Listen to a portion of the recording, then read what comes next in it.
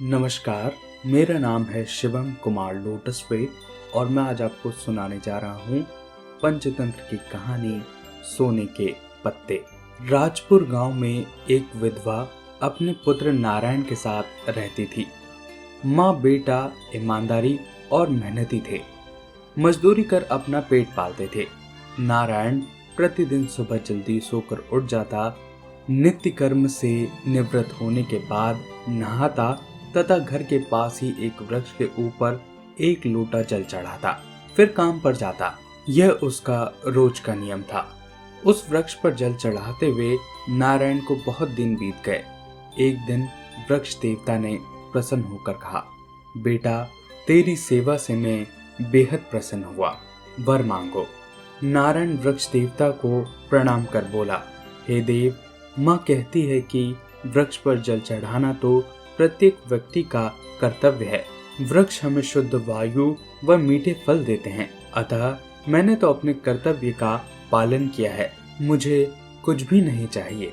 वृक्ष देवता ने कहा, तुम्हें तो कुछ मांगना ही होगा। वृक्ष देवता की बात सुनकर नारायण सोच में पड़ गया। फिर वह बोला, देव, यदि आप मुझसे प्रसन्न हैं तो जमीन पर गिरे आपके पत्ते उठाने की अनुमति दे दीजिए।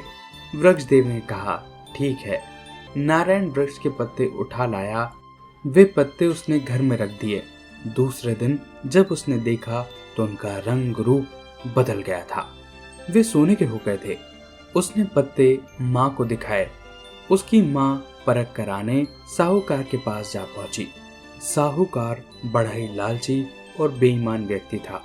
सोने के चमचमाते पत्ते देखकर वह ललचा गया। उसने कहा, ये पत्ते तो पीतल के हैं, तुम्हारे किस काम के? यदि तुम चाहो तो मैं इसके बदले तुम्हें कुछ राशन दे सकता हूँ। माँ साहूकार की बातों में आकर ठगी गई। उसने राशन लेकर पत्ते उसे दे दिए।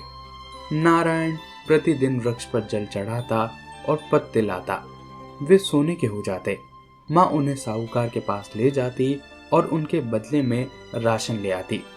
इस तरह उन्हें 2 वक्त भरपेट अन्न मिलने लगा।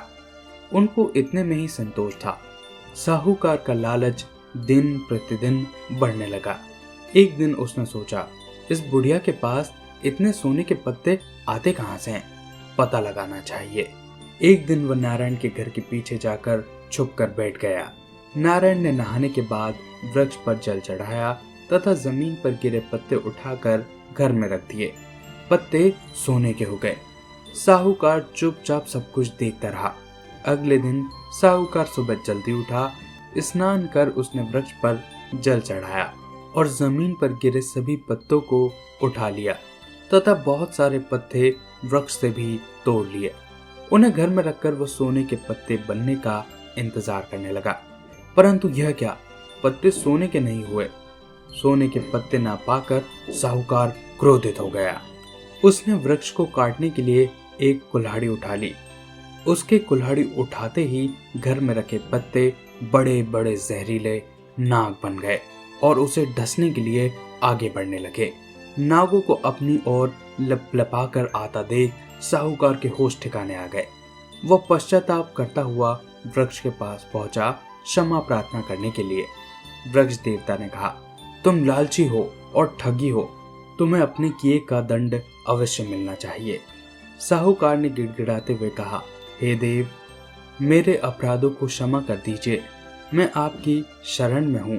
अब आप जो भी कहेंगे मैं वही करूँगा। वृक्ष देवता ने कहा, यदि तुम नारायण को सोने के पत्ते का उचित मूल्य दे दो तो मैं तुम्हें क्षमा कर दूंगा। साहूकार ने नारायण को सोने के पत्तों का उचित मूल्य देकर सर्पों से जान बचाई तथा फिर कभी अपराध न करने का वचन दिया। धन पाकर नारायण ईमानदारी से अच्छा व्यापार करने लगा। अब उसके पास धन की कमी नहीं थी। उसके घर में कोई भी गरीब खाली हाथ नहीं जाता। उसने जमीन खरीदकर बहुत वृक्ष वृक्ष लगाए। उनकी देखरेख वह स्वयं करता था। गांव में सभी लोग उसकी बुद्धिमानी समृद्धि देखकर चकित थे। वृक्ष देवता की कृपा से उसके गांव में धन धान्य की कमी नहीं रही। पड़ोसी जामगढ़ राज्य में वर्षा न होने के कारण अकाल पड़ा। फसलें सूख गई, प्रजा दुखी हो गई। जामगढ़ नरेश जामवंत ने जब नारायण की बुद्धिमत्ता व समृद्धि की खबर सुनी तो उन्होंने उसे सम्मान पूर्वक बुलाकर उससे अकाल से छुटकारा पाने का उपाय पूछा। नारायण ने कहा, महाराज, आपके राज्य में वृक्षों को बेरहमी से काटा गया, इसलिए वृक्ष देवता आपसे नाराज हो गए हैं। वे आपके राज्य में पानी वाले बादल आने ही नहीं देते। यदि आप वृक्ष देवता से क्षमा मांगते हुए पुनः वृक्ष लगाएंगे तो इस मुसीबत से छुटकारा मिल सकता है। महाराज ने देवता की आराधना कर फिर से वृक्ष लगाए। इससे वृक्ष देवता प्रसन्न हो गए। आकाश में देखते ही देखते काले बादल घेर आए और वर्षा होने लगी। चारों ओर हरियाली छा गई। लोग खुशी से झूम उठे। महाराज ने अपनी पुत्री का विवाह नारायण से कर दिया और राजकाज की सभी जिम्मेदारी उसे सौंप दी।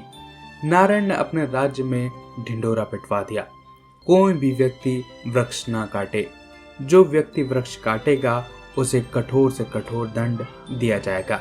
सभी लोग अधिक से अधिक वृक्ष लगाएंगे। लोगों ने राजा के आदेशानुसार काम किया और वे लोग खूब समृद्ध हो गए। इस कहानी से हमें ये शिक्षा मिलती है कि हमें वृक्षों को नहीं काटना चाहिए, क्योंकि वृक्ष को काटना एक पाप है। वृक्ष हमारे जीवन में खुशहाली लाते हैं और वे प्रदूषण को दूर करते हैं और वह हमें जीवनदायिनी वायु भी देते हैं। इसलिए हमें वृक्षों को लगाना चाहिए। आशा करता हूँ आपको ये कहानी अच्छी लगी होगी। अगर ये वीडियो अच्छा लगा हो तो प्लीज़ इसे लाइक कीजिए। ऐसी और कहानियाँ सुनना चाहते हैं तो चैनल को सब्सक्राइब कीजिए। अपने आसपास सफाई बनाए रखें, एक पेड़ जरूर लगाएं। बहुत बहुत धन्यवाद।